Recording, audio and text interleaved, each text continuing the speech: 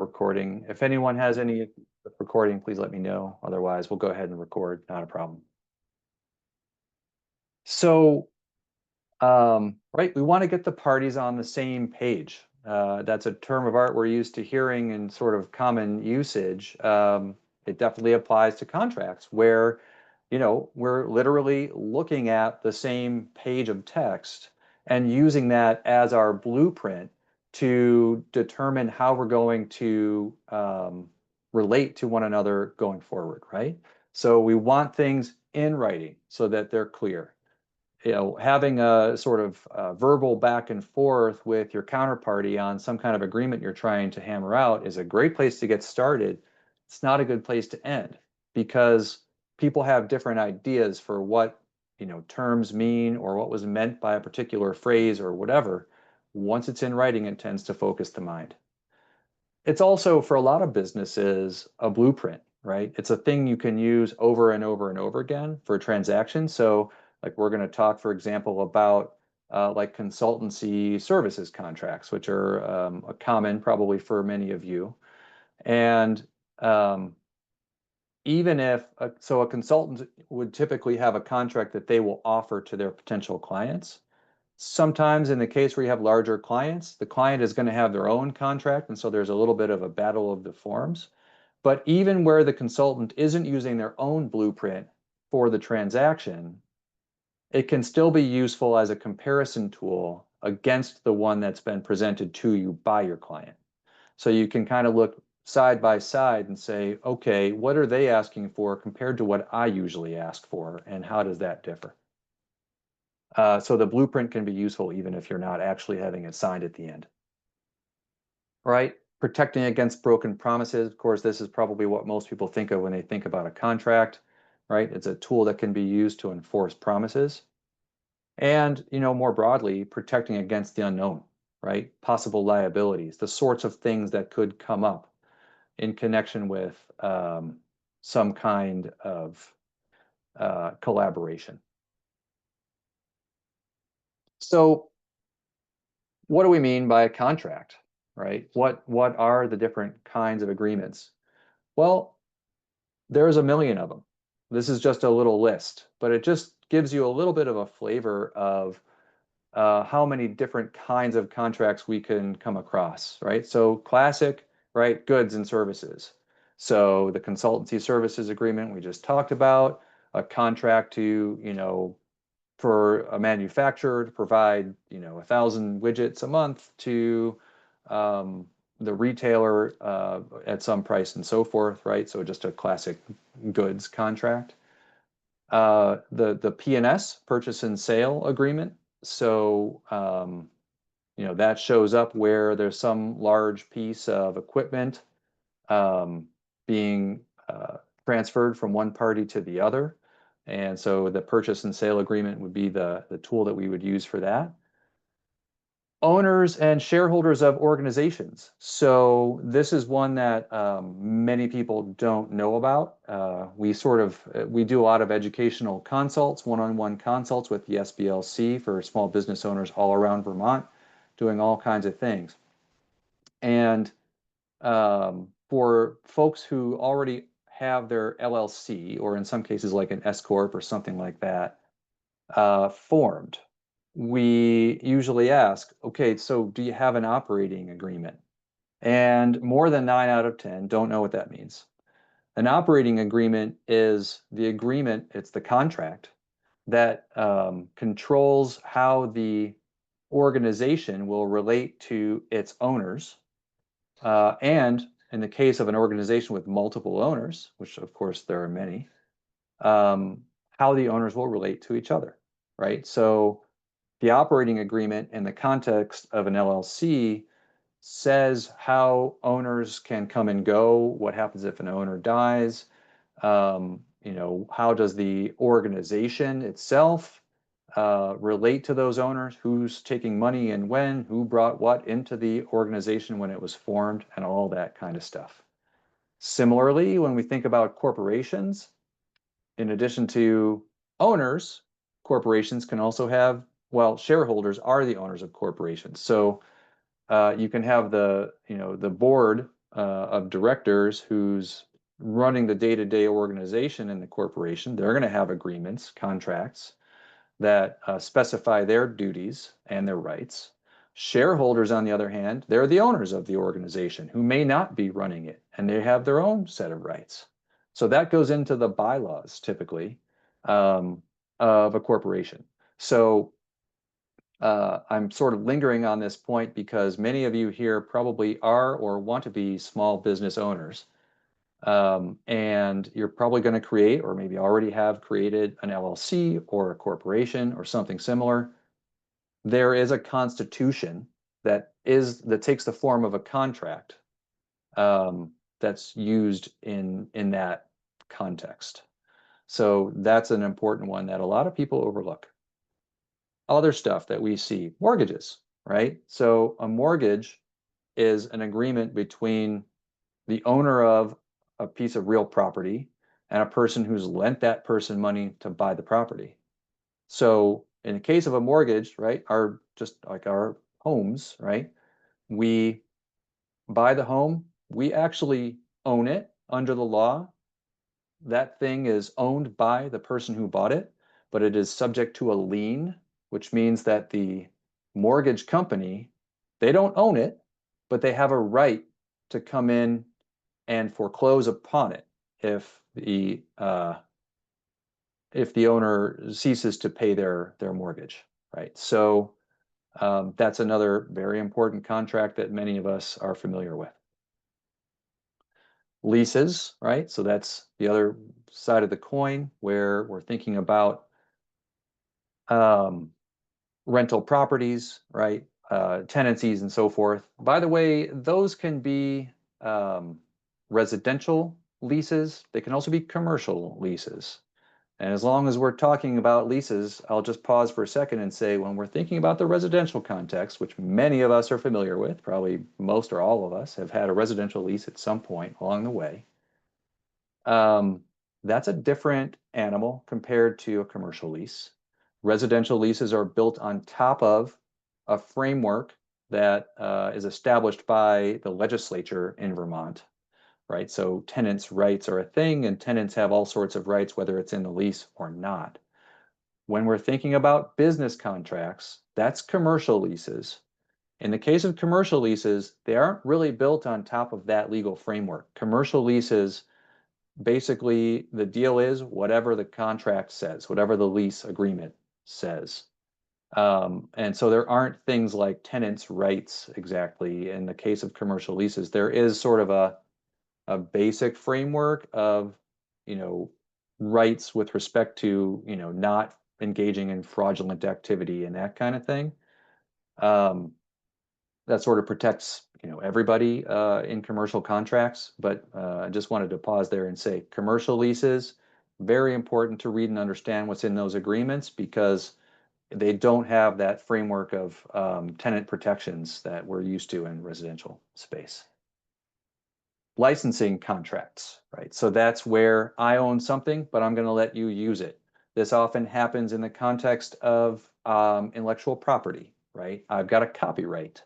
I have a trademark. I'm going to let you, sell using my brand. And so I'm going to license my trademark to you.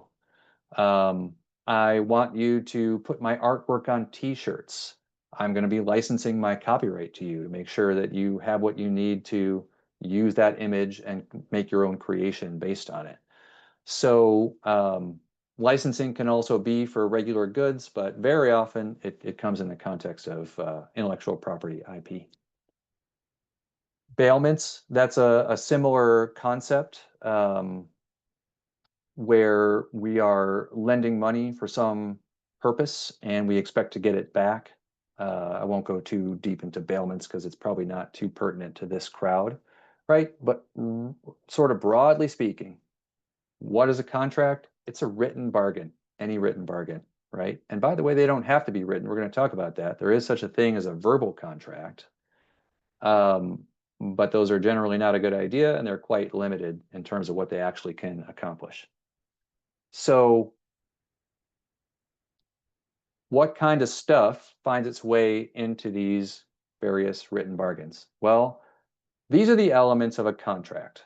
So in order to have a contract in the first place, we need these 6 things, right? Uh, First 2 are related, offer and acceptance. So an offer is a firm, I will give you this in exchange for that, right? So, um, you know, I'm going to sell you those 1,000 widgets. I'm going to deliver them on a month-by-month basis. You get 1,000 widgets per month, and they'll be delivered in such and such a place and such a time and so on. And here's the price and so on. So there's a whole legal framework around what specifically counts as an offer. It has to be specific enough. And it can't be sort of arbitrary, but it's pretty much what you think. That thing can then be accepted. So I put out that offer. I say, I'm going to sell you the 1,000 widgets and this time and this price and so on. You say, yes, I accept. Usually that happens in the form of a signature at the bottom of a contract, but that's not the only way to do it. And so until we have offer and acceptance, we don't have a contract. A key thing that happens in this offer acceptance phase is what about counteroffers, right? So let's say I send something over to you. Maybe it's a written contract all about my widgets and how many I'm going to sell you and the price and so on. And you come back and say, actually, I don't need 1,000. Let's make it 900. So that's not acceptance. That's a counteroffer. So now it comes, the ball comes back into my court and I can say, I accept, right? And so the offer can turn into a counteroffer and it can go back and forth, counter, counter, counter, until somebody finally accepts. And then we have a contract. So what else do we need? The mutual assent, right? That again, that's related to acceptance, but it goes to the demonstration that both parties have the ability to agree to this contract and do agree to it. And then we got consideration. Okay, so this is one that almost never comes up as a real issue, but it's worth mentioning. Consideration is the legal term for the exchange of value. So usually consideration takes the form of, I'm going to give you something, a good or a service, and you're going to give me money back, right? And so you're giving me money, I'm giving you something of value. How do we know it's of value? Because you're offering to give me money for it. So there's easy consideration. If I had a contract that went to you and I said, I'm going to give you this 1,000 widgets and I expect nothing in return, right? Then there's no consideration. That's not a contract because there's no exchange of value. It's just a gift. Somebody is giving somebody else something. But sometimes consideration takes the form of, I'm going to forego some legal right that I have, or I'm going to give you this other thing I have. And usually the courts aren't going to step in and say, whoa, whoa, whoa, that didn't look like a good deal. Is there consideration there? Courts aren't in the business of deciding whether it was a good deal. They just want to know, was there some exchange of value? And as long as they can see that there was something of value being exchanged on both sides, even if it seems unbalanced, consideration is a pass.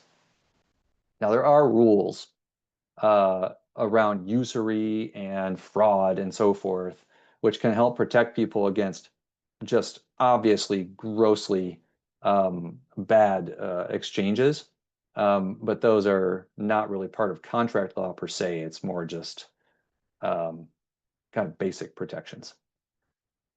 Competency. So in the case of an individual, we might think of this in terms of someone who's mentally sound, right? Is the person competent to be executing this contract?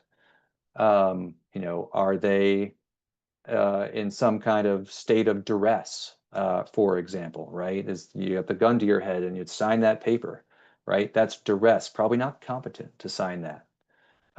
Or it can be, somebody who's very old and maybe has dementia or something like that, or advanced Alzheimer's, right? So we would start asking about competency in those cases. In the business context, competency shows up in some maybe less well appreciated ways. So that might be who is signing on behalf of the business. Is it an owner of the business? If it's not an owner of the business, is it somebody who's empowered to act on behalf of the business? So if I've got my junior employee rolling in to sign the new lease for my new commercial space, I have a competency question there, right? Who is this junior employee? How do I know you're actually empowered to sign on behalf of this company? Very often contracts will have clauses for just this purpose, right? Where we're saying the person who's signing this contract represents that they are empowered to do this. But sometimes it's necessary to do a little due diligence on this point and ask, are you actually competent to be signing on behalf of the business that's making the deal here? And then finally, legality. So contracts that are for illegal purposes are not contracts. If we're saying I'm gonna, if my 1,000 widgets is actually 1,000 units of some illicit drug, well, that's not a contract, and I can't bring it to court and say, Judge, they didn't deliver the drugs. I want to get my money back. Yeah, it's not going to work, right? It was an illegal contract. Okay. Any questions so far? I'll just pause for a second. We're going to move on into a little different mode, although it sort of flows. I don't see anything in the chat. All right. So we'll keep moving. All right, so contract fundamentals. Right, we talked about this. What's a contract? What's a statement of the bargain between two parties, sometimes more than two parties, that's in writing and signed? About those parties, this is something that can also be missed or sometimes done incorrectly.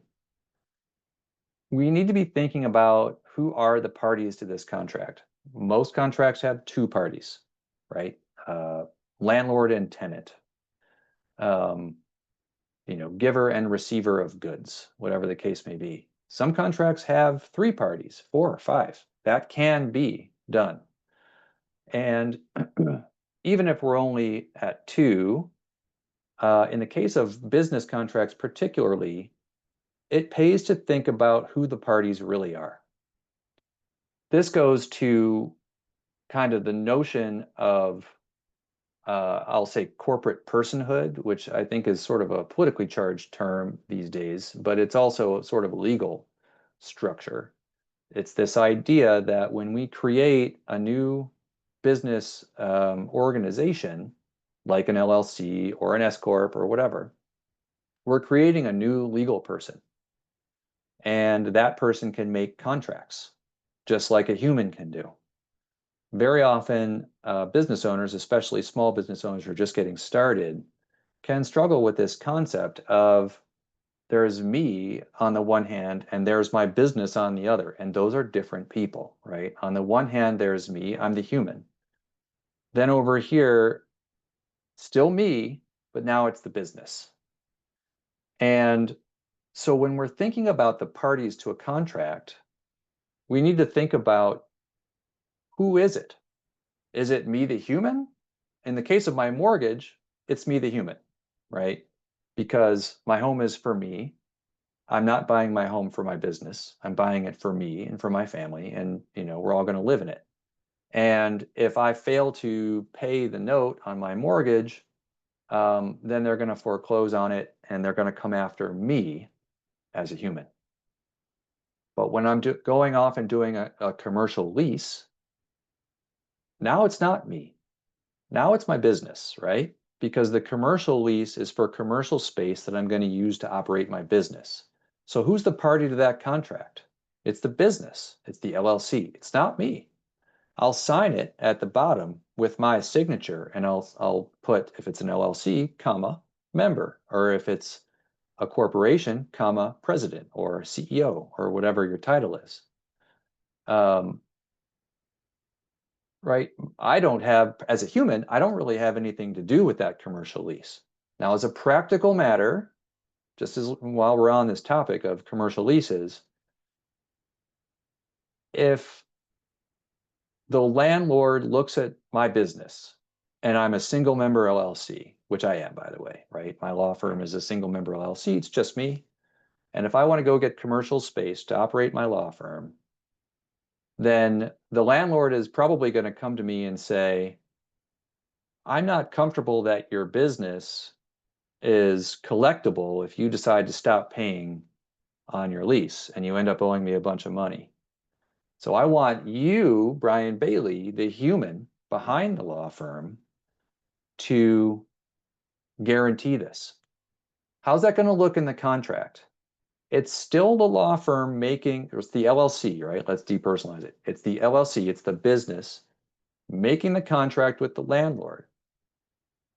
But what's going to happen is there will be a personal guarantee. This is the way you get the person back into it. So the landlord says, yeah, fine. I'm doing a deal with the business. That's the lease. And that's the other party. So it's usually the landlord. They're going to have their own business, right? Their LLC or whatever. And the tenant, also a business. Two LLCs, they're the parties to the agreement. But the landlord then goes to the human who owns the tenant LLC and says, give me a personal guarantee. Now that's a separate contract. We have two contracts in the case of a commercial lease. One is the lease itself, two LLCs. The second is the personal guarantee between the LLC landlord and the human who owns the LLC tenant.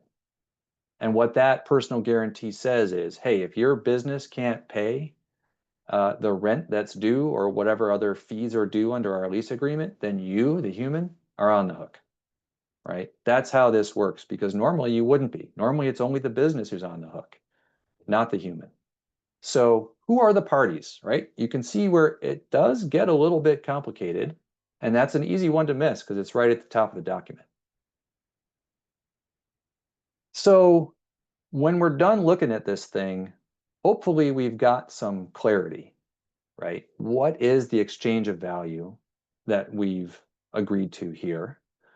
What are the obligations that we're each going to be held to in it, because we're going to receive whatever value has been promised to us? And also, how long is this going to happen, the term? And how do we get out of this? When do we get out of this? That's termination. So we're going to get a little more into those as we go.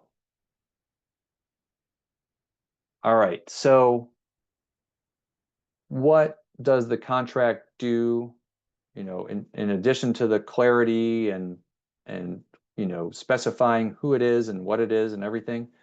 Well, it also is a tool, a legal tool, which can be used to bring the force of law if a party violates their end of the bargain. So, from the business perspective, it's about protection and peace of mind. Usually, in the case of a contract, we're making it because we're relying on our counterparty to perform something for us, right? So I'm going to go off to my shop and I'm going to make 1,000 widgets for you, and I'm going to do it every month. Well, I need to rearrange my business and my life and my finances in order to make this happen for you. I need a contract so that I know that you're going to give me what I need, in the form of payment, right? And whatever else you've asked for from your counterparty. So it's about protection and peace of mind. I see there was a question from William here. Should contracts be dated? Yes. That goes back to term and termination. So they do have to be dated.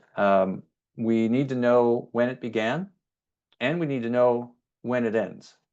So an open-ended contract that never ends, that's actually, it can be a problem when it comes to validity, because contracts that go for perpetuity and can never end, or have some sort of undefined term that cannot be ascertained, that can be a validity issue in some cases. So yeah, they should all be dated. Right. So what else are we doing, with this sort of enforcement piece? Well, hopefully a contract is going to help handle the bumps along the way. A big part of what contracts are doing, in addition to this protection and peace of mind piece, is trying to gaze into the crystal ball and think about, and hopefully both parties are doing this while the thing is being negotiated and drafted. Thinking about, okay, it's going to be great, but how could things go wrong? What could possibly go wrong with this collaboration that we're about to launch into? So we try to think about that and we try to address those foreseeable problems, those bumps along the way ahead of time, right? We create a framework for how we're going to deal with it. We create, in some cases, remedies for what happens if the thing comes to pass. How are we going to get redress? And, the good news about this is that it does two things. And in general, contracts can do two things.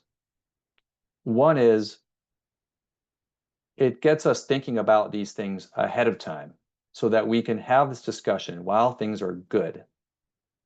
And we can think about what are we going to do if things get tough 1, 2, 3 years down the line while this contract and this partnership that results from it is still alive, but things have gotten, tougher perhaps. So at the front end, it gets us all on the same page, like we were talking about. But of course, it's also true that at the back end, when we hit the bumps along the way, we have a framework for dealing with it so that we don't end up in litigation, right?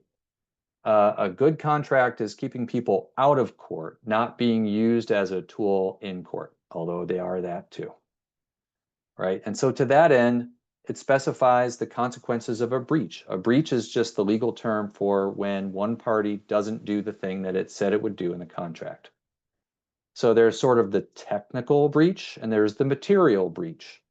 The technical breach would be, I said that I was going to give you rent, every month on the first.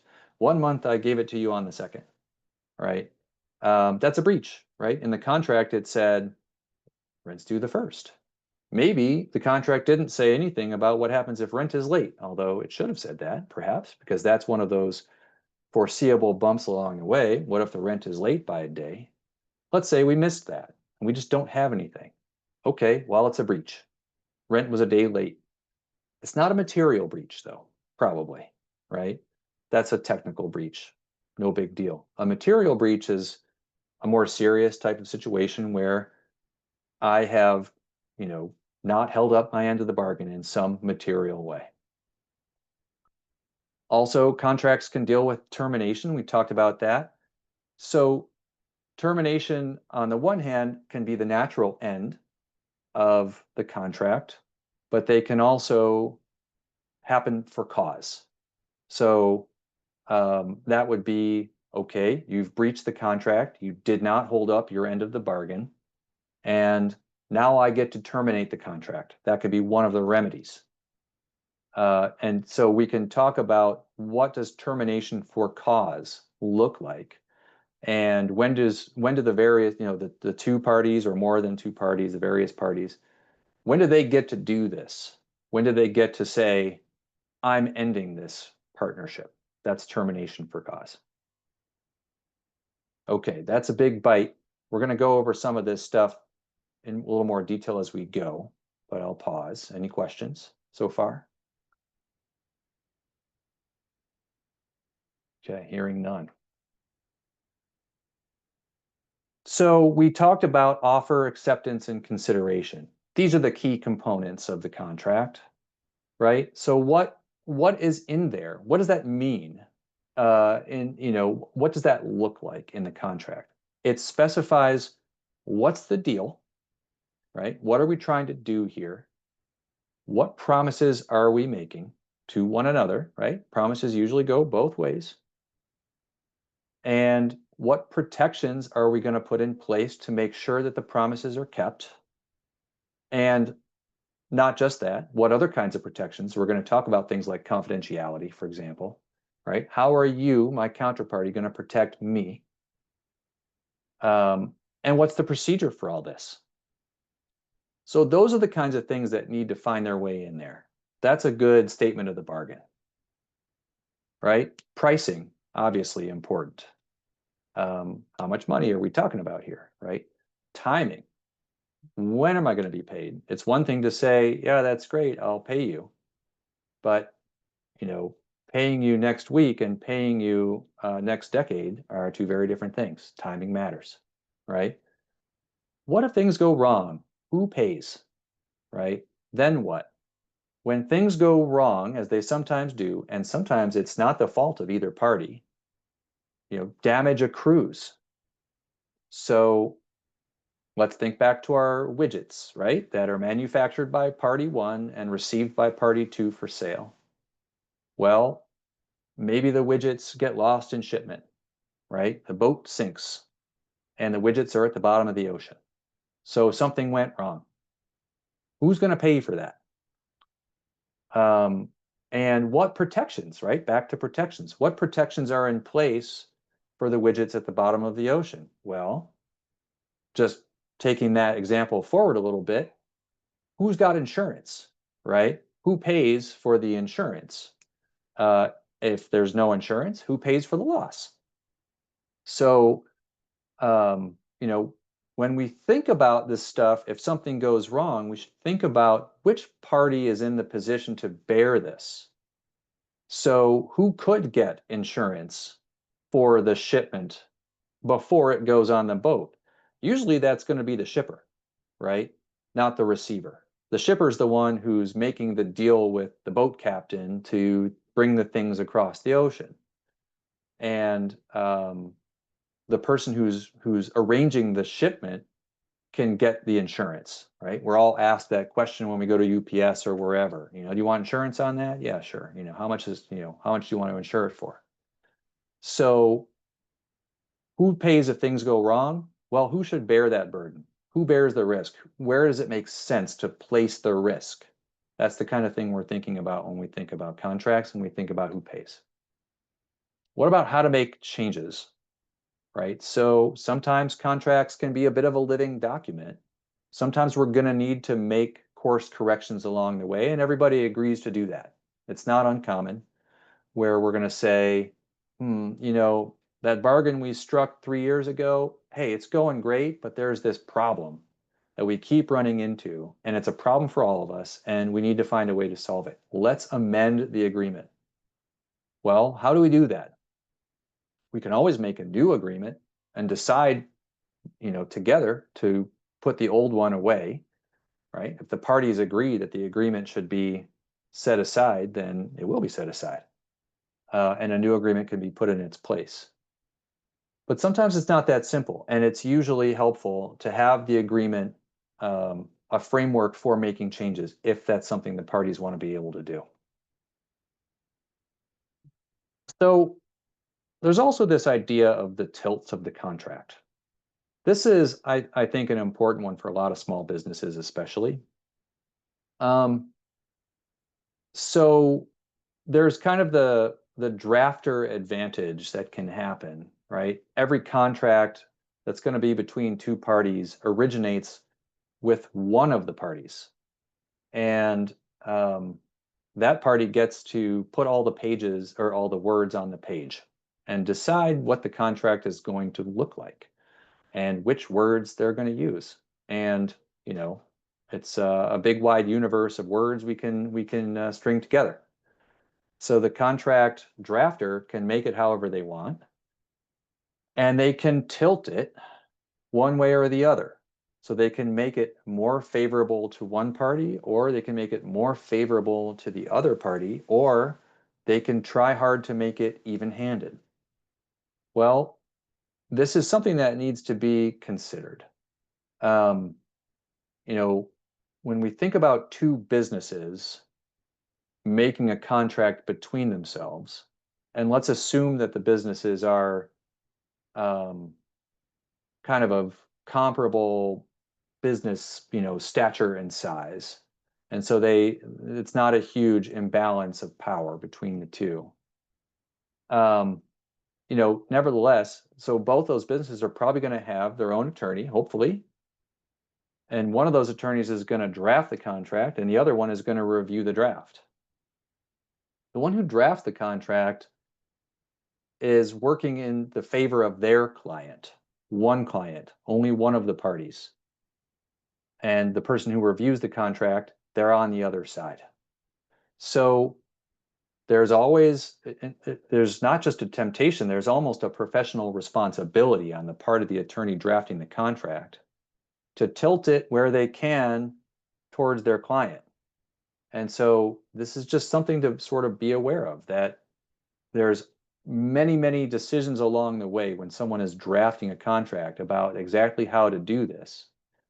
And it's fair to assume that the drafter will tilt it towards their client and at the sort of detriment of the other party. It doesn't have to be that way. And usually, especially when two businesses are making a contract to collaborate on something in the future, that's not their desire. And hopefully the attorney-client relationship is happening between the drafter and the party, where they are having a free exchange of ideas, and the attorney drafting the contract understands that it should be even and not tilted, if that's what the desire of the parties is. But we see this all the time, right? Heavily tilted contracts, very, very common. Happens all the time. So be aware of this. It can be based on the exchange, right? What's happening here? If I go to Google or Facebook, and I say, hey, Google, I want to be on your platform. I'll give you data, but no money. And how about that? And you'll provide the platform for me. Well, there's a contract there, right? It's the terms of service. It's the little blue hyperlink that nobody clicks on before they click the box saying, I read it. That's a contract. And guess what? It's tilted pretty heavily in favor of the one who drafted it. So, it depends on what kind of exchange is happening.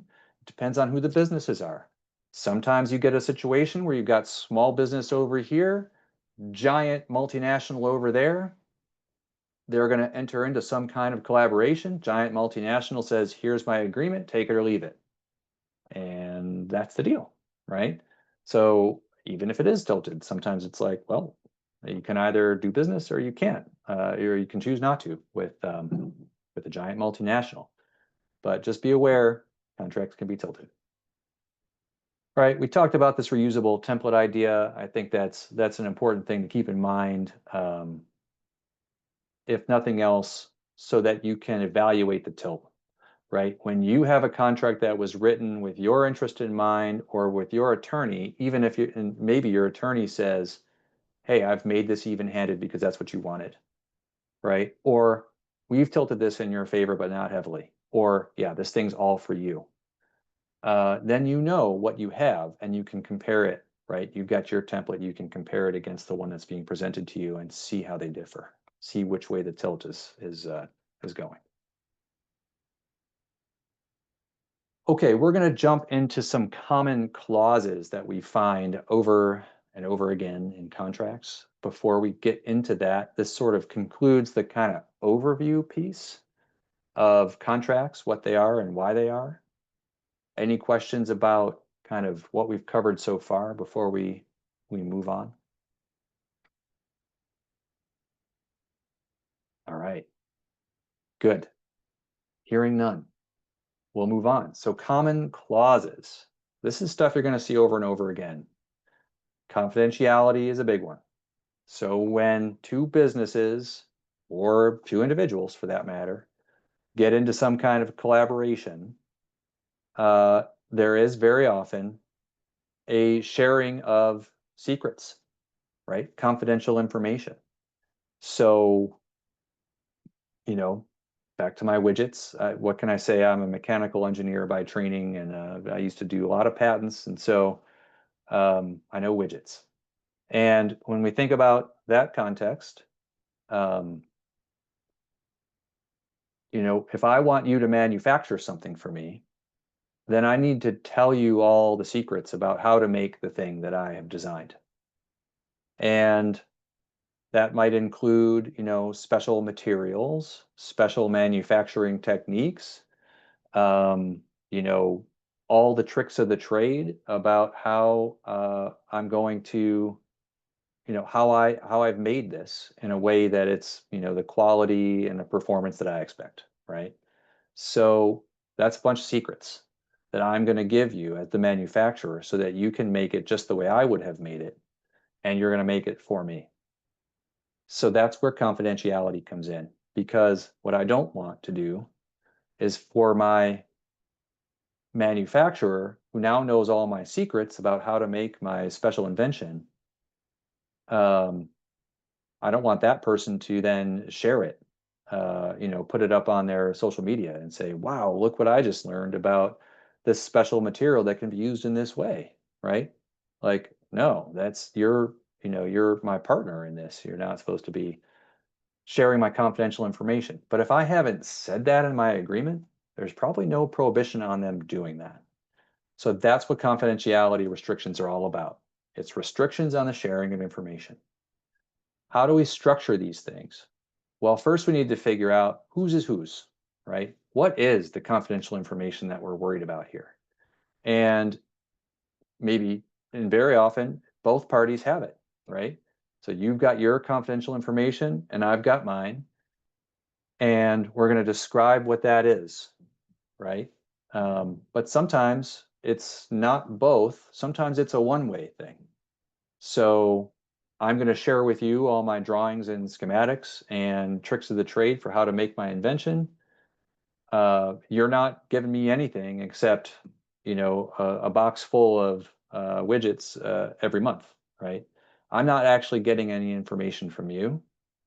That's a one-way situation where I'm going to impose confidentiality on my manufacturer, but I'm not going to offer any confidentiality back because, I don't want to, or I just don't think it's necessary. Two-way is more common.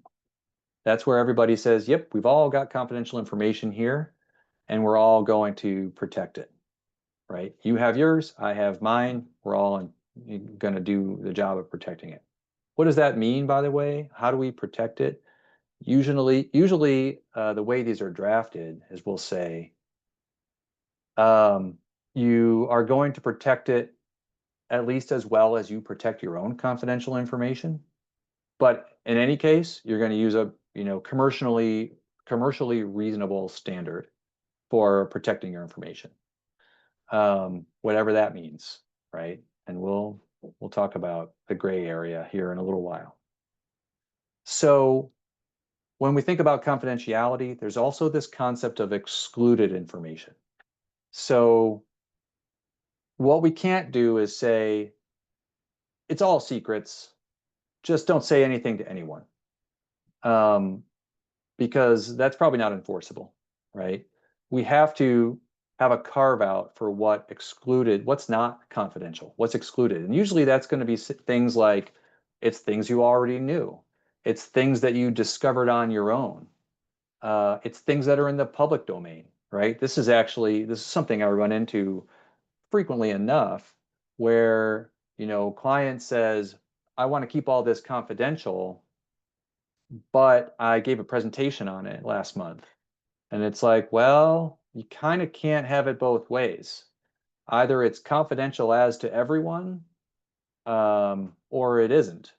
But once it gets into the public domain, that's going to be excluded usually, right? So imposing confidentiality on your counterparty while saying everything about it publicly yourself, that doesn't really work, right? It's if it's in the public, then it's excluded information typically. But then where can you disclose, right? Well, internal disclosures. So again, this is another clause we'll put into a confidentiality piece of a contract. You have to share it with your counterparties. Maybe your manufacturer has a subcontractor and they need to have them do a piece of it, right? That could be an internal disclosure, a compulsory disclosure. So that can be things like, hey, I've got a court order over here that says I have to disclose your confidential information, right? That's a compulsory disclosure. We can set up rules around that. Okay, the court order says you have to disclose. That's okay. Don't disclose yet. We'll see if, we'll go to court and see if we can get a stop order on this, right? So there can be rules set up for that kind of stuff. Again, when we think about all that, especially when we start thinking about compulsory disclosures, we're looking pretty far into the crystal ball there, right? Well, what if there's a court order in the future that they want to know the particular thing that you've told me? Could happen, right? But then the question is, did we see that in our crystal ball? Should we have seen it? What else didn't we see? There's a line to be drawn when we think about this in contracts.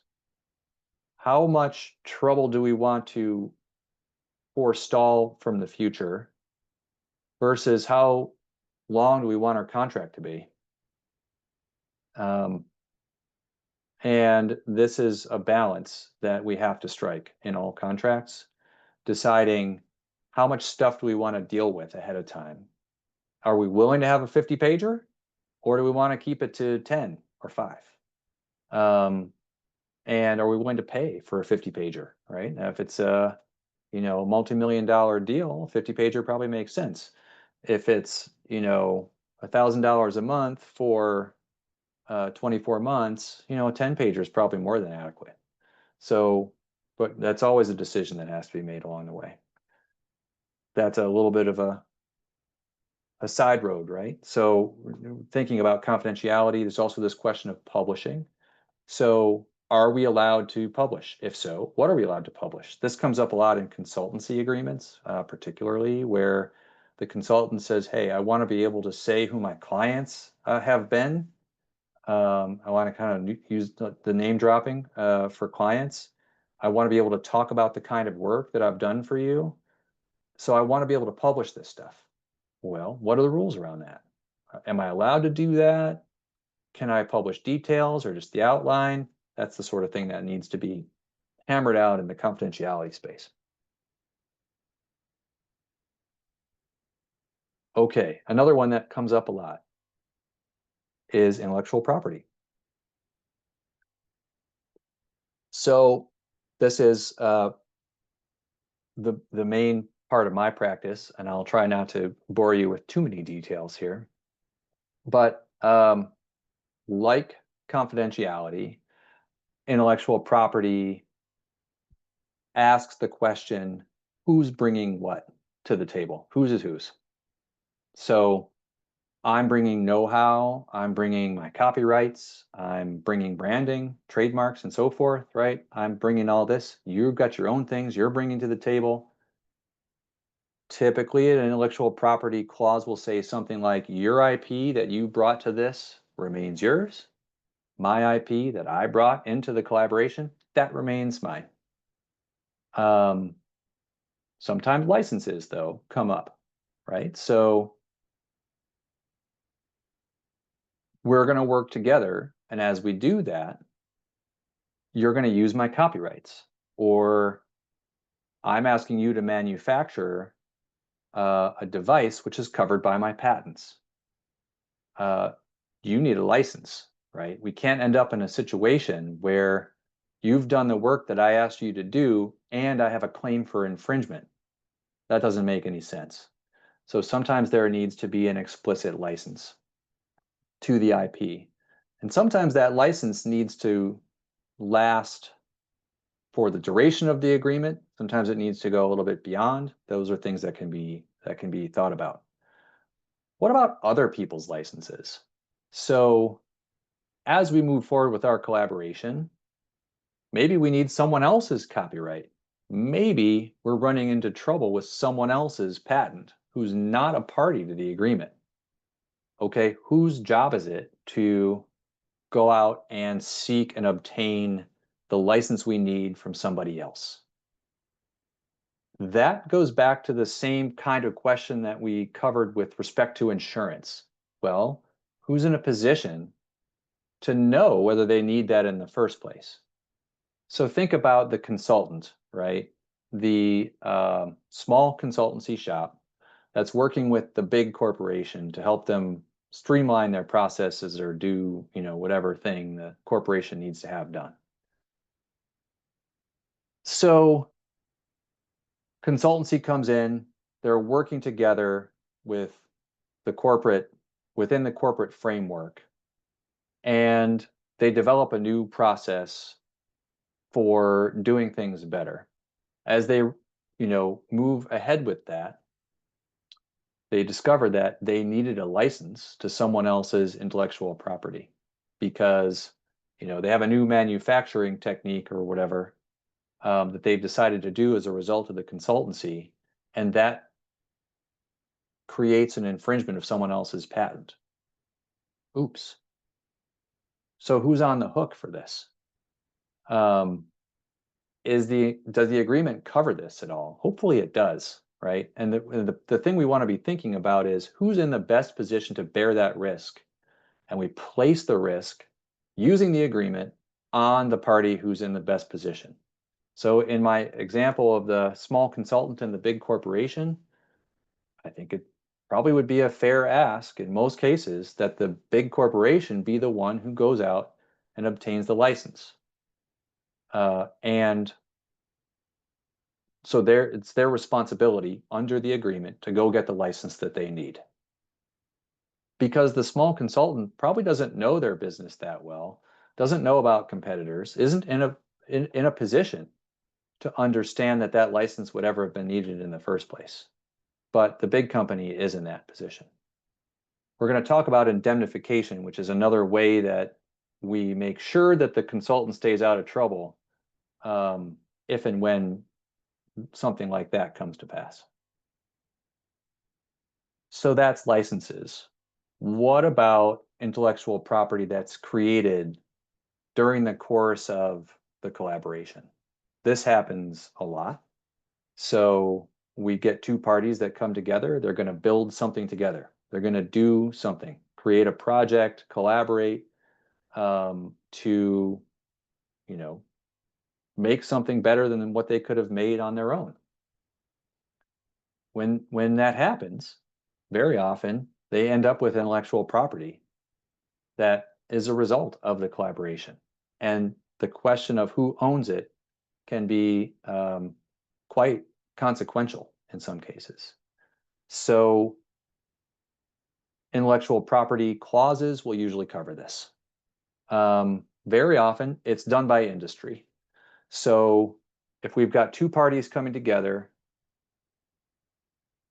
one sort of even-handed way to do this would be to say, okay, party A is connected to the automotive industry, and they make cars, and party B is an ergonomics company, and they know about humans and how humans interface with machines.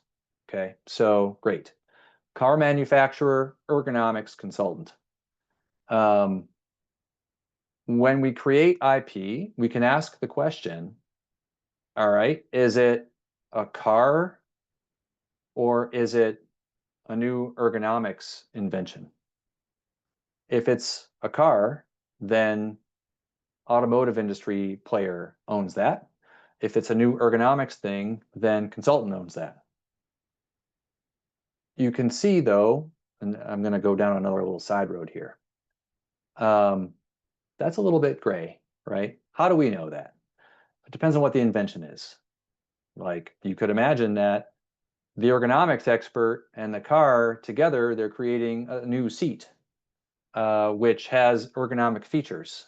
And the seat's designed to go into a car, but those ergonomic features could also be used in, a rocking chair, and that'd be great. Who owns that? Who owns the patent? It can get a little gray.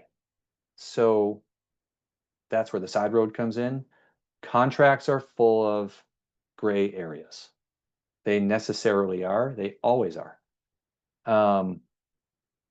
Even the 50-pager, even the 100-pager that's used for the billion-dollar deal has gray area in it. And the reason all contracts have gray area is because no one's crystal ball is perfect. So when we look into the crystal ball and think about all the things which could go wrong in connection with this collaboration in the future, we necessarily don't see everything. So dealing with ambiguity is part of the game when we're doing contracts and agreements. We have to decide at some point along the way, that's enough clarity for me. I'm going to let it be ambiguous now for all the rest. And so that comes up over and over again. Intellectual property and this separation by industry idea is a perfect example where we look at it and think, I don't really know. I can envision situations in which this clause will not be adequate to address a future, dispute between the parties. And I'm just going to have to decide to be okay with that. This is something that, people who are writing contracts and negotiating contracts and thinking about contracts, it's just something we have to deal with. We do try to address this stuff, but there's a limit. And there's particularly a limit in small deals where people don't want to spend $20,000 in legal fees to do a $20,000 deal, right? That just doesn't really make sense. So side road over. Another way we can do IP, this goes back to the tilt, right? We can create an IP clause that says all the things that are created as a result of this collaboration, I own them. They're all mine. And not only are they all mine, but you hereby assign them to me. So the contract can actually say, I get it all, and you're proactively assigning all that stuff to me so that I could go to court or to whomever and say, this is actually not just an agreement that I will own everything. It says I do own it. It assigns it to me. So I have seen this done many times, and it's something to watch out for. But it's not that uncommon, especially if there's an imbalance or if one party cares about it when everybody gets started and the other doesn't. Maybe the other party is going to decide later, ooh, I wish I hadn't done that. But it can be what happens when the document is signed. Okay, indemnification. Big word. One that a lot of people haven't heard of, but we see it in many, many contracts. Super, super common. So indemnification as a concept is when one party agrees to hold another party blameless if and when something goes wrong. So, right, I indemnify you for all the damages that can happen as a result of this collaboration. What does that mean?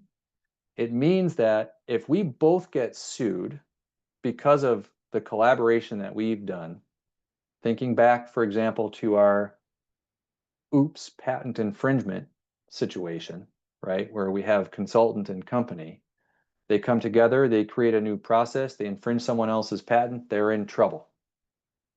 Patent holder sues both parties. That's usually what plaintiffs do. They sue everybody, right? And then they let them shake out.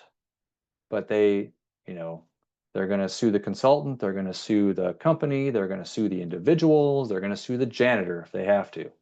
They want to make sure that they get everybody who could possibly be responsible into court. And then some of them are going to come out of court because, in fact, they're not responsible.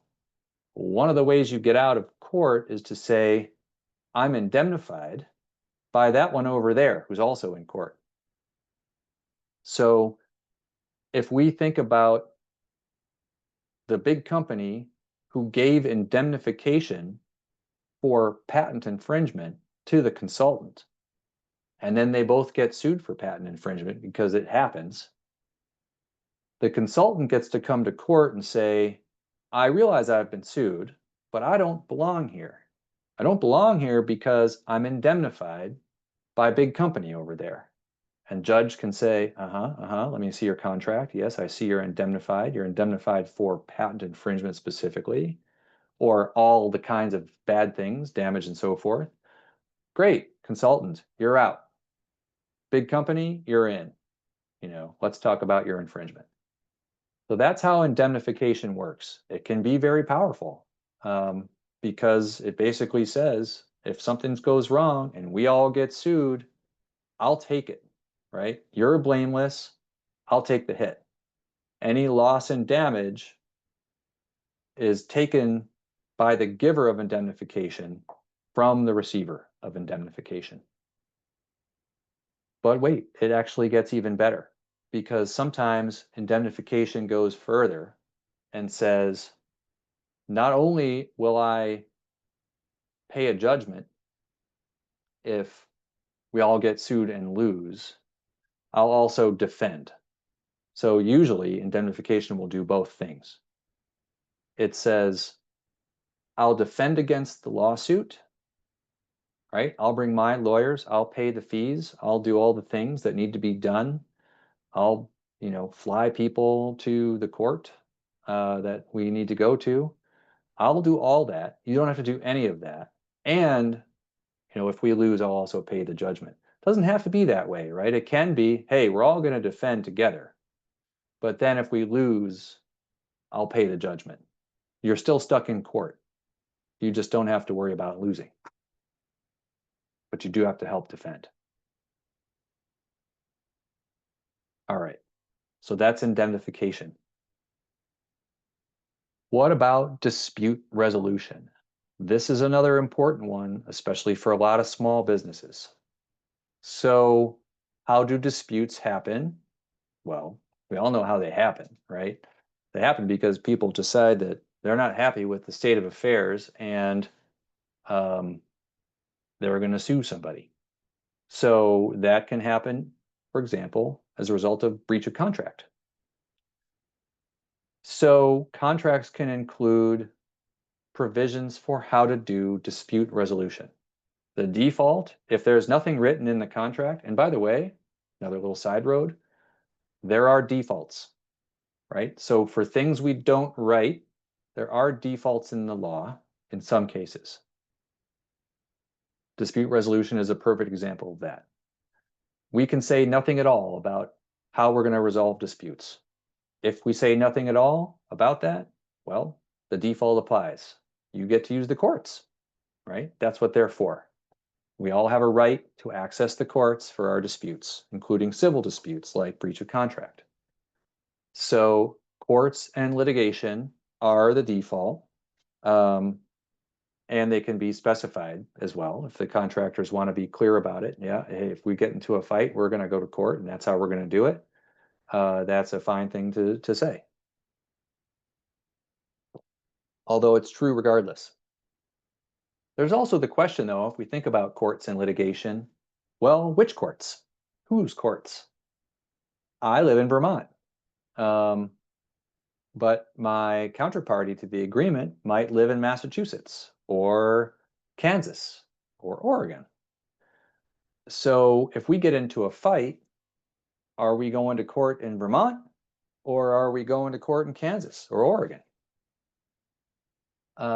Both of those courts, if my counterparty is in Kansas, then Kansas has jurisdiction, and so does Vermont, because you got one party sitting in one state and the other sitting in the other state. Both courts have jurisdiction. Both are competent to hear that dispute. And that can be a source, even before you get to the merits of whatever the dispute is, you can have a fight over which court it should be in. That's where choice of law comes in. So this is super common. We're going to talk about boilerplate in a minute. And that is one of the boilerplate provisions, the sort of general provisions that show up usually at the end of the document. They say, all disputes arising in connection with this contract will be dealt with by Vermont courts or something to that effect. So we're saying, okay, Vermont and Kansas are both competent to hear disputes with respect to this contract. We're choosing Vermont, and we're both going to sign at the end of the document that says Vermont is our choice. That's a classic example of tilt. You have to choose something. Well, you don't have to. You can choose nothing, but choice of law almost always shows up. And it shows up as the jurisdiction of the drafter, almost always. So if the Vermont company is the one who creates the contract in the first place, choice of law is probably going to say Vermont. And Kansas company is going to sign it. And now, if there's litigation that needs to happen in the future, Kansas has to come to Vermont. And that's, that can be a significant barrier, especially if it's not a really large dispute. It can be a pretty big dispute, say $50,000, right? That's a lot of money.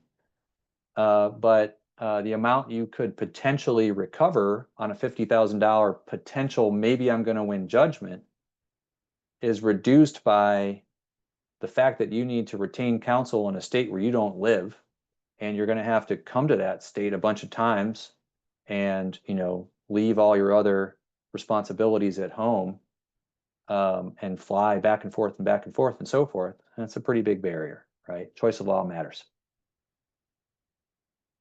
Okay, so courts and litigation can be very expensive, as many of you probably have heard. There are alternatives. That's alternative dispute resolution. This is the stuff that needs to show up in the contract if we want it to be functional for our purposes. The first one, mediation, is one way to do alternative dispute resolution. Arbitration is a bit of a stronger sauce compared to mediation. So we'll start with mediation. A mediation can be thought of as a hurdle to accessing courts, whereas arbitration is a barrier to accessing courts. So when mediation happens, it means that the parties they can't just file a lawsuit. They have to go to mediation first. So they're promising to go see a mediator and go through the process of mediation before they access the courts. What does that look like? The parties, issue some notice of breach, right? In the case of a contract, hey, you didn't hold up your end of the bargain. Here's why I think that, and so on. And they initiate this dispute and they say, I want to do mediation. The parties come together before a mediator. Mediators are usually they're members of the bar, right? They're lawyers and judges and so forth who do this mediation thing on the side usually.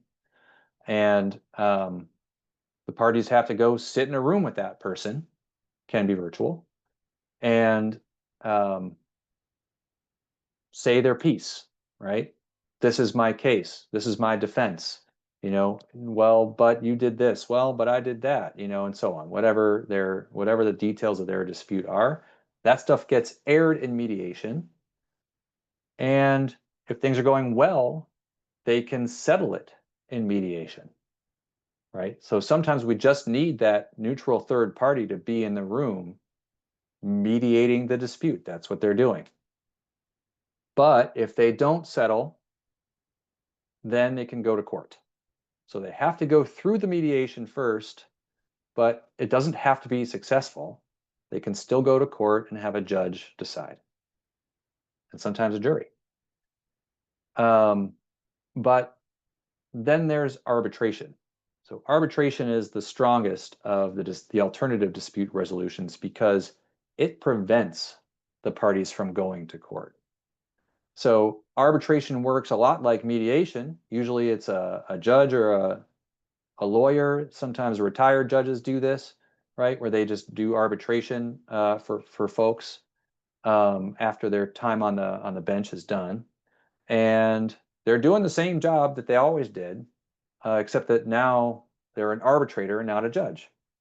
The same thing, parties have to come together. and argue their case before the arbitrator. But what's different about arbitration is that whenever the arbitrator decides, that's the end. So, you've got the one, it's a neutral third party. You can count on neutrality with arbitrators. But whatever they say goes. There is no going to court after arbitration. It is the end of that dispute. So maybe that's good for businesses, for small businesses in particular. Why would a small business choose arbitration or mediation in their contract? Well, it's because litigation is expensive. And if you imagine a small business up against a large business where small business is a couple people trying to get this thing off the ground, and they don't have a litigation budget. They don't even have a lawyer, right, that's hanging around for them.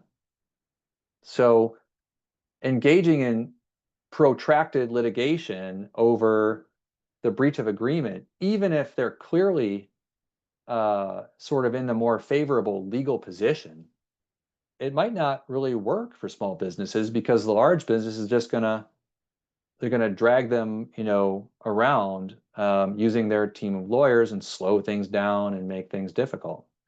So in that way, arbitration can be good for small businesses because they get the big business in the same room in front of the same person. And if they're clearly in the right, the arbitrator is going to say, yeah, small business, I agree with you.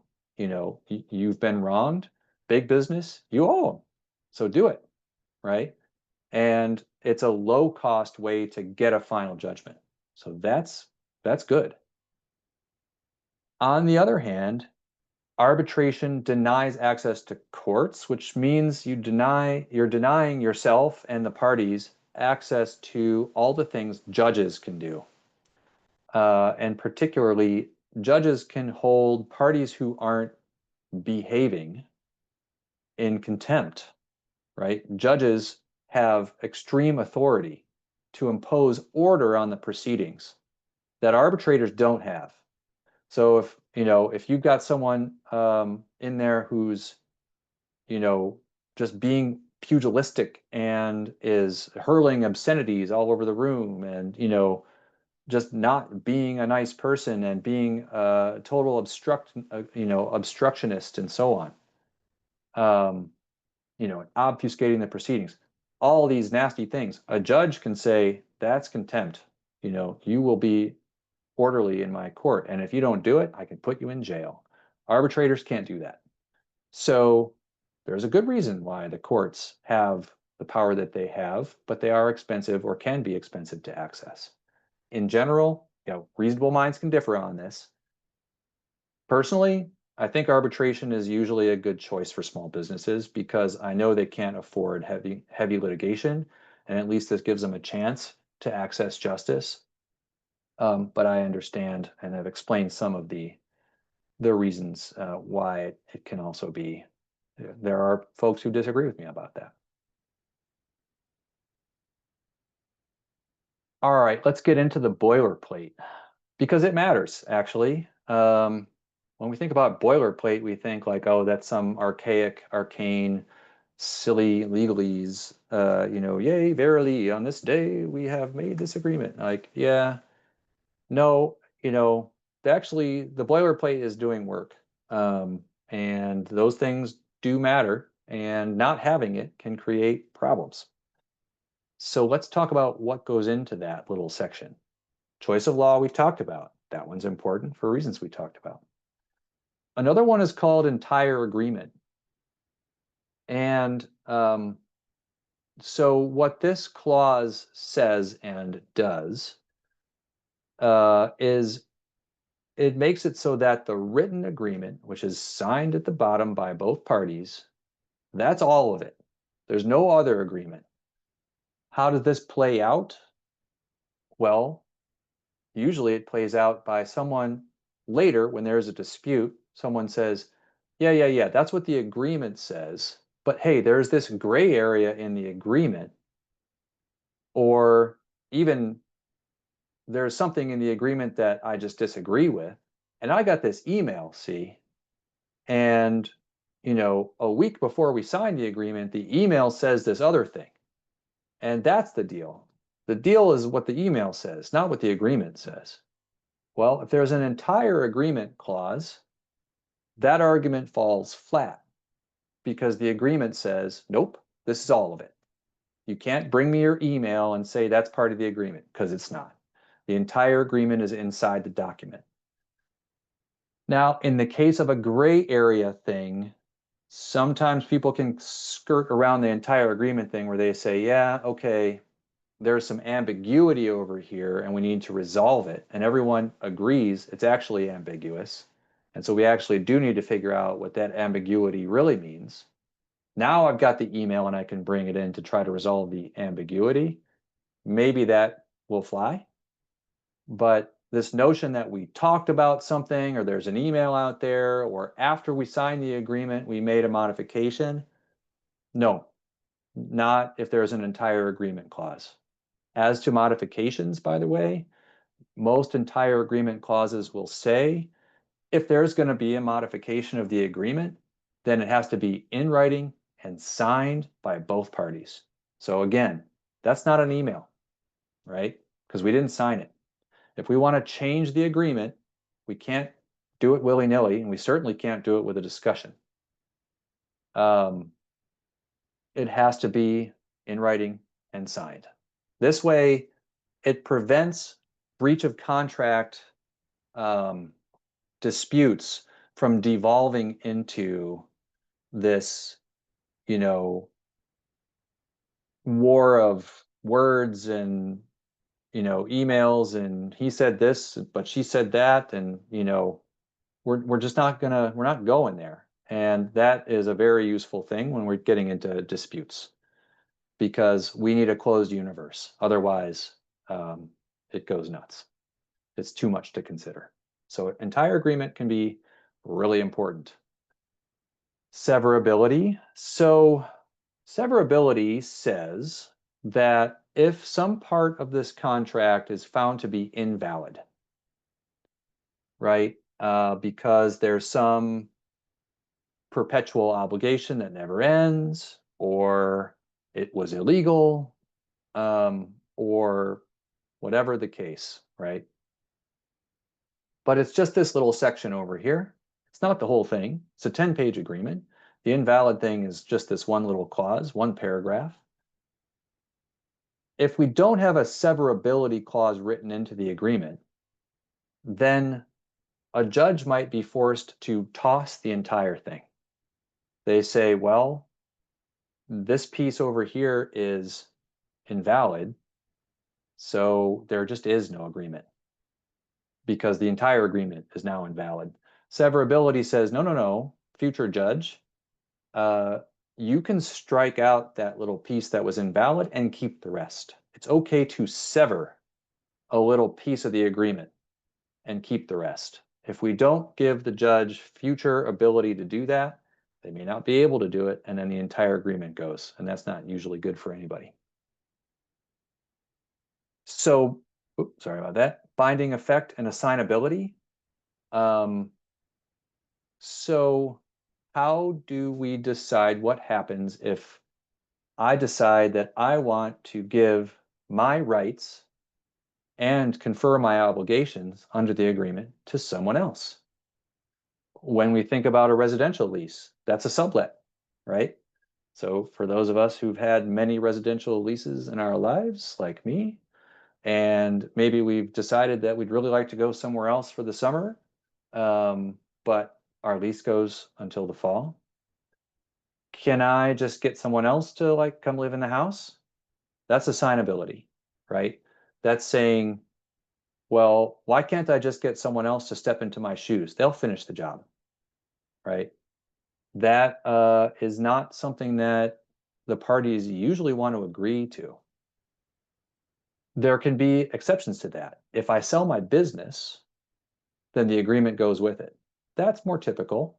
So if I sell the entire business, you're going to be dealing with the new owners. Okay, that's fine. That's something that would not be unusual in an agreement. But usually this notion that I can just assign away my rights and obligations, Usually not. And that shows up in binding effect and assignability. Survivability, not to be confused with severability. Survivability means which parts of the agreement are going to go past its termination. We talked about term and termination, right? It's a 2-year agreement or whatever. What lives on? Confidentiality usually lives on. Just because the agreement ended and our deal is done doesn't mean you get to violate my confidentiality, right? Payment oftentimes lives on. Just because we reached the 2-year end of this agreement doesn't mean you don't owe me the money anymore.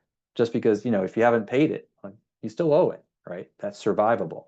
So we can be clear about which parts of the agreement are going to survive its natural end or its termination for cause or however else it comes to an end. Further effect. So this is one where we're saying, in the future, I might need you to help me effect or make real the promises that we've made to each other here. So, for example, I need you to sign this thing, this assignment of intellectual property or whatever, because you said I own the intellectual property under the agreement. Well, now I need you to sign this document that says that I own it, that you are the creator of it, but you're assigning the ownership of it to me. So here's the document. Please sign it. The further effect clause is a way of creating a contractual obligation to sign that thing and to do whatever things are necessary to do in order to keep the rights of the agreement in effect. Oh, and force majeure. A lovely French term, and it's an important one. So this shows up in the boilerplate, and what it says is that the parties can suspend performance under the contract, or sometimes this is a grounds for terminating the contract because there was an act of God, right? These used to be called act of God clauses, force majeure clauses. This is the same thing. There are other names for them, but basically it's floods, fires. It can be things like civil unrest. There's usually a parade of horribles listed in the force majeure clause that talks about all the terrible things that can happen. And basically says, or other things beyond the control of the parties. So we can be specific about the risks, right? In Vermont, we want to make sure that we specify floods, for example, as one of the things which can cause force majeure to be activated. It's a disaster planning tool for businesses. So if we think about, we're back to my widget manufacturer. So I'm a widget manufacturer here in Vermont. I'm in the Mad River Valley. I'm not, but let's say I'm in the Mad River Valley, and I'm making my widgets down there by the river. And I worry that the river is going to come up and sweep them away. Well, my counterparty's in Kansas, right? They don't care about my flood. They just need their widgets so that they can make money in their business.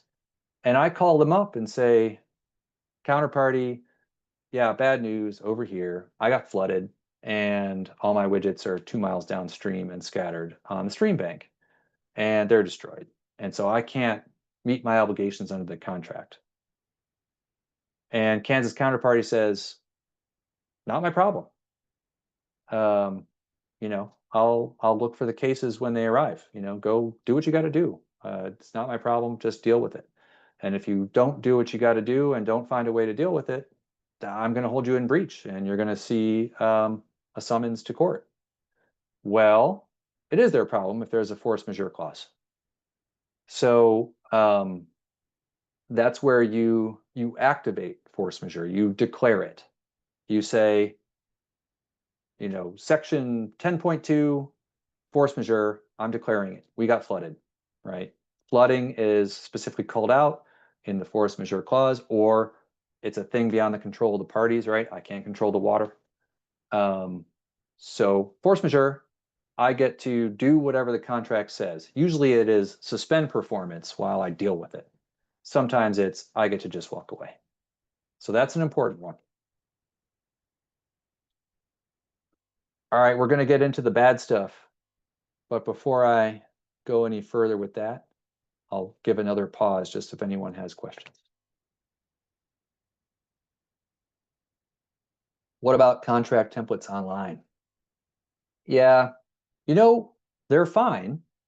The problem with online templates is they were written for some reason. And they were written for someone's situation. To the extent that that reason and situation are a match to your reason and situation, an online template could be great. But humans are messy creatures. Everyone's situation is different. And a bespoke contract is always going to work better. It's going to fit better, if you will, than an off-the-rack one. Whether it's worth the cost is another question. I will say this, and actually this goes into the next slide too, that I'm going to talk about. But, having a writing is almost always better than not having one. And even if it's a writing made by the parties who aren't lawyers and are just doing their best to memorialize what the deal is, that's a whole heck of a lot better than not having anything. And it might be better than having an online template as well. The problem with the online templates is that they can start to do things that the parties didn't actually want to do.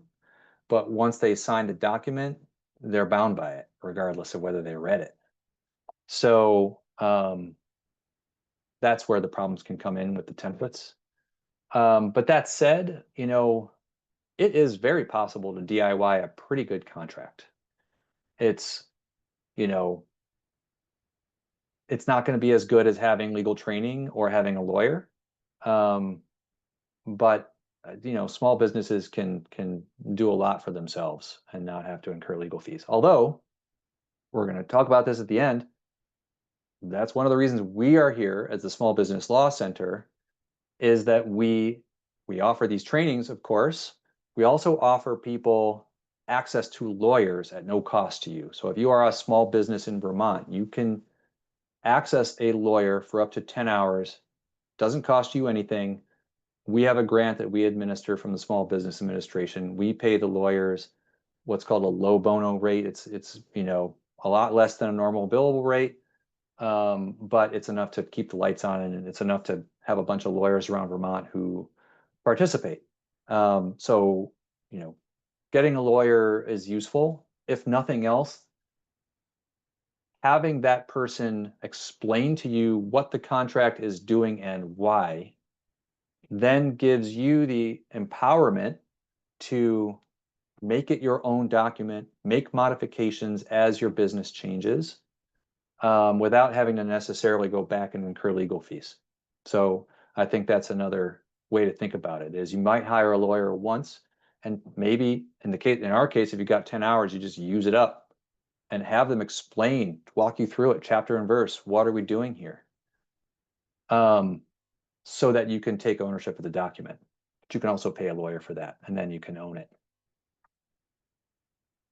So, right, this goes right to my next point, which is, what are some common sources of trouble? Well, not having a contract is a big one, or not having a signed contract. If it's not signed, then there's no evidence of acceptance. So that can be a real problem. It is possible to show acceptance other ways. The little checkbox for terms and conditions on Facebook or whatever, that's acceptance, right? That counts. But we like to see signatures or other evidence of acceptance. So not having contract, big problem. Especially, I'll just skip to the bottom of this slide, the statute of frauds issues. Sometimes there is no possibility of a verbal contract. I mean, for starters, verbal contracts are just nothing but trouble, because unlike the entire agreement clause that we looked at, a verbal contract is entirely what people said or what's implied by that email they sent at 2 in the morning or whatever. and it's impossible to even discover the universe that you're working with. So it can be very, very expensive to try to, deal with a verbal contract. But in the case of statute of frauds issues, there's no possibility of a verbal contract. So if you're trying to sell land, I don't care what you said, you can't sell land by verbal contract. More importantly, sale of goods over $500. So not a huge number. Has to be written. There is no verbal contract for $1,000 thing. It's just there is no contract. If the argument is I sold him that thing and he was going to give me $1,000, and that's my and I have a verbal contract, there's no argument. There's no verbal contract. There's no contract at all because it runs into statute of frauds. It's sale of goods over $500. Same thing if for services that are going to take more than a year to complete. So heavy restrictions on verbal contracts. Basically, they're pretty useless. Okay, back up. Other problems, not negotiating a contract. So this goes back to your question, William, right? Internet forms and boilerplate. This is a source of trouble. People are like, I don't know, I didn't read it. It looks like the right shape and size, sign it. Now we're all bound by it. And later we read it and discover, ooh, I don't like that. That said, internet templates, for someone who's taken the time to educate themselves and become savvy about this stuff, like you all are doing here today, I think that and having negotiation and being skeptical about the things you see in the form, okay, I can see how DIY is possible there. Lack of specifics, right? We talked about the crystal ball. I don't know how deep you need to peer into the crystal ball, and that's going to be case by case, but try to get specific about things that are definitely going to be a problem or really might be a problem. Thinking there's an enforceable contract when there isn't, right? So the illusory promise can show up, right? I'll buy 5 lawnmowers and 5 more if I feel like it later, maybe. There's no promise. That's not a promise. It's illusory. So there's no contract there, right? Bad offer and acceptance. We talked about that. If offer and acceptance are deficient in some way, we've got an issue. And statute of frauds we talked about. So what about breach, right? We talked a bit about this idea of breach. It's a thing that can happen. It seems like, a bad thing, right? Breach, you can be taken to court for a breach. And that's true. You can be taken to court for breach. It's important to note, though, that it's not illegal. It's not a crime to breach a contract. So it's not like you're going to get the local sheriff knocking on your door, come with me, ma'am. You are, guilty of breach of contract or you're accused, right? It's not how it works. But you do have to be ready to face consequences because it's a civil matter. You can be hauled into civil court, not criminal court, but civil court, and be ordered to pay money or do specific things because you breached the contract. So understanding what the consequences are is important. Sometimes it's not bad. And this is a thing that I think a lot of people miss about contracts. Sometimes it actually makes sense to breach. Sometimes that's the logical way to deal with a situation is just to say, all right, I'm going to stop paying now. And you can even tell your counterparty, like, I have decided to stop paying. I'm going to enter into breach. And that's my decision because I think that's what makes sense for me, right? That's the financially practical situation. This goes to remedies, right? The contract can say what happens when breach occurs. Sometimes the remedies are set up in a way where it's like, okay, if you breach, then you owe me this much money, but then we're done. And you look at it and say, oh, well, I'd rather just pay you that much money that's a result of the breach and be done than stay in this partnership for another 3 years, which is going to cost me way more. By the way, sometimes termination is really permissive, maybe more often than is commonly appreciated. I've seen a lot of contracts, especially among small businesses, that basically say, any party can terminate this contract with 30 days notice, or maybe it's 90 days notice, period. So that just means, hey, all you got to do is say, I'm out 30 days from now. This is my notice. I'm terminating the contract under, section 4.2I or whatever. That's it. And that's the way termination is set up. Very permissive. Fine to do that. It's fine for the parties to say, look, if it's not working out, just give me a month and I'll let you out. And same thing for you. That's not even a breach. That's just termination under the terms of the contract. So remedies, right? The contract specifies what remedies are, what happens after a breach, right? Termination of contract, we talked about that. Sometimes financial penalties are a piece of this. Yeah, and we talked about this idea of permissive termination. Sometimes we don't even need to give a reason. Sometimes a notice period is enough. Sometimes that's all we need to do. Sometimes we need to specify, well, there's going to be termination for no cause. I just get to do it because I decide that's the right thing for me, versus termination for cause. You've breached your end of the bargain, and then these other things are going to happen.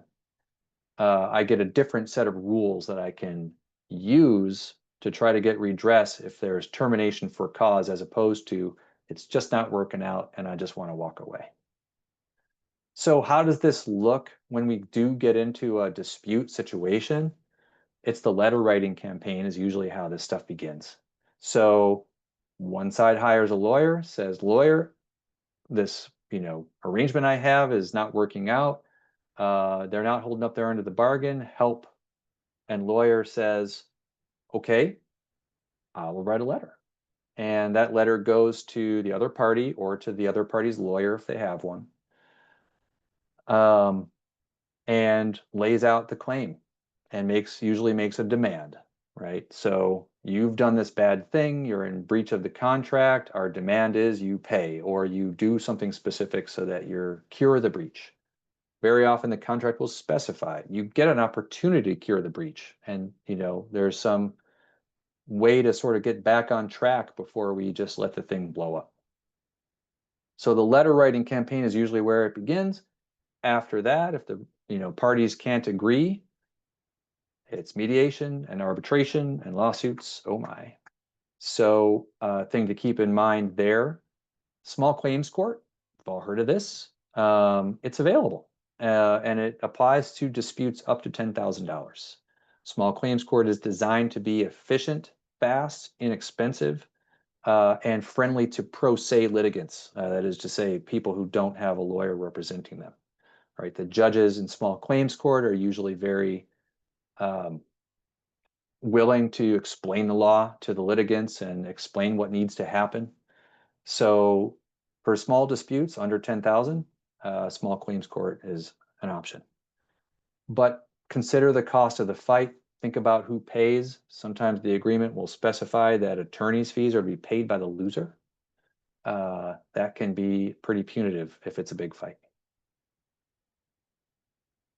All right, so we're about to enter into Q&A. I took a little longer than I thought I would. I will say, though, that this QR code takes you to our short form at the Small Business Law Center, where you can get legal help. You can mention that you've already done this educational session, and if it makes sense for you, you can bypass our usual sort of gatekeeping function of doing an educational consult with our staff and sometimes our students. But you can also do the educational consult, which is 45 minutes of talking specifically about the issues that you have raised for us. And we give you information. And then from there, we can pass you off to an attorney where you get the 10 hours to work with that person at no cost to you. It truly is a very good deal. Most small businesses can benefit mightily from 10 hours, especially if they're just getting started. My experience has been that in 10 hours, a lot of startup businesses can kind of get their legal needs attended to, get their incorporation or formation of their legal entity attended to, write and get some form contracts that they can use with their customers or their collaborators or whoever. And then they're kind of done for a while, and they can just go off and run the business and grow it. And then, they won't need legal help again, hopefully, until the business has grown to the point where they can afford to just pay for it. So the 10 hours can be really useful help for launch. Right, there's our contact information. Here's educational consults and referral to the attorney for 10 hours of free service. So we've left a little bit of time, not as much as I thought, for Q&A. Anyone still awake out there?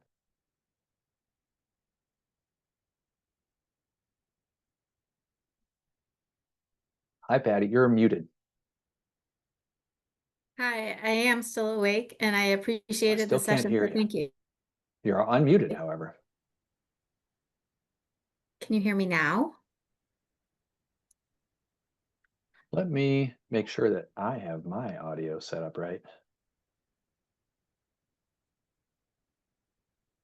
I think so.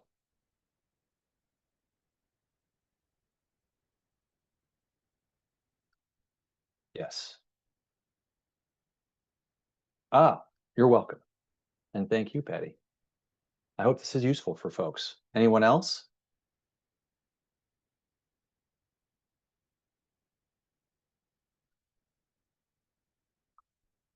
Contracts are, well, they can be extraordinarily complicated, but they don't really have to be.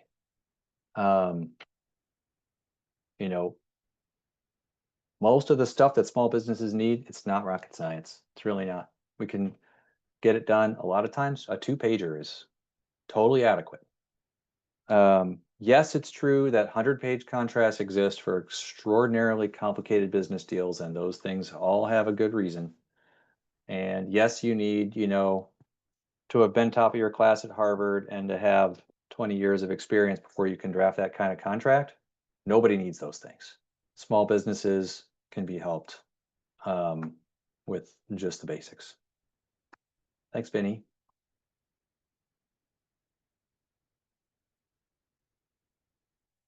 Well, if no one's got any questions, I'll give you back 10 minutes of your day. But I'm happy to stay as well.